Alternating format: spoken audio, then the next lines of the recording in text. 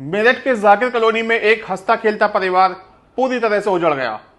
परिवार के 15 लोगों में से 10 लोगों की मौत हो चुकी है और 5 अस्पताल में भर्ती हैं। उनमें से भी कई की हालत गंभीर बताई जा रही है। दरअसल हुआ ये कि कई दिनों से शहर में बारिश हो रही है। इस कारण जाकिर कॉलोनी में एक 50 साल पुराना मकान ढह गया। परिवार के 15 लोग उस मलबे के नीचे दब गए। चीखों पुकार मची। पुलिस आई, एनडीआरएफ की टीम को बुलाया गया और मोहल्ले के लोगों के साथ मिलकर बचाव अभियान शुरू किया गया। धीरे धीरे लोग निकल रहे थे और अस्पताल पहुंचते पहुंचते लाशों में तब्दील हो रहे थे। कुछ के तो शव बाहर निकाले जा सके। जाकिर कॉलोनी गली नंबर 7 में नफ़ो उर्फ नफीसा का 300 गज में 3 मंजिला मकान था।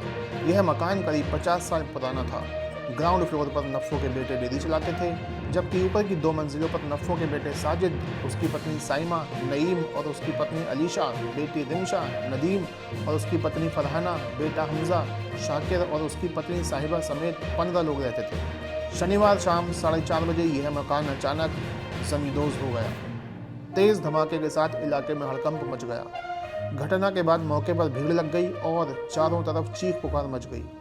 जानकारी के बाद थाना पुलिस से लेकर ADG Dhruvkant Thakur, IG Nachiketa Jha, commissioner Selva Kumari J, DM Deepak Meena और एसएसपी विपिन ताड़ा सहित कई थानों की फोर्स मौके पर पहुंची। पुलिस ने क्षेत्रवासियों की मदद से मलबे को हटाने का काम शुरू किया। मरने वाले 10 लोगों में से 5 मासूम बच्चे थे। जब एनडीआरएफ ने सर्च अभियान शुरू किया तो किसी का हाथ बाहर निकल रहा था, किसी का पैर तो किसी का मुंह।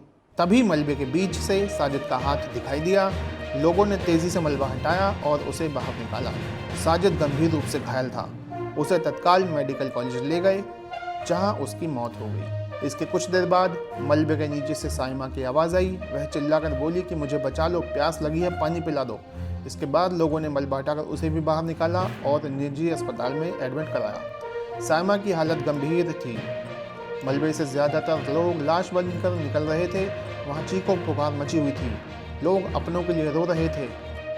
जो मलबों में जिंदा दफन हो गए, उनकी सलामती के लिए रो रो कर दुआएं मांग रहे थे। राहत और बचाव दल के लोगों से मिन्नत कर रहे थे कि कुछ भी करके उनके अपनों को जिंदा व हिफाजत के साथ निकाल लें। नफीसा की डेयरी पर शाम करीब 5 बजे से बड़ी संख्या में लोग दूध लेने पहुंच जाते थे।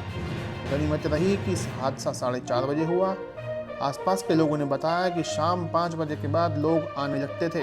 1 घंटे बाद हादसा हुआ होता तो करीब 50 लोग दबे मिलते। पड़ोसी इमरान ने बताया कि उनका मकान कुछ ही दूरी पर है। तेज धमाके की आवाज़ से वह दहल गए। धूल का गुबार छटा तो हज़ारों टन मलबा आंखों के सामने था। परिवार के लोगों के दबे होने की बात पता चलते ही उन्होंने शोर मचा दिया और मलबे को हटाने के लिए कहा। आबिद का घर भी चंद कदमों की दूरी पर ही है। उन्होंने बताया कि धमाके की आवाज़ के साथ धूल उड़ती दिखाई दी। ऐसा लगा जैसे कोई बम फट गया हो। कुछ ही देर में लोगों का शोर सुनाई दिया। वह भी घर से बाहर निकलकर बचाव कार्य में जुट गए।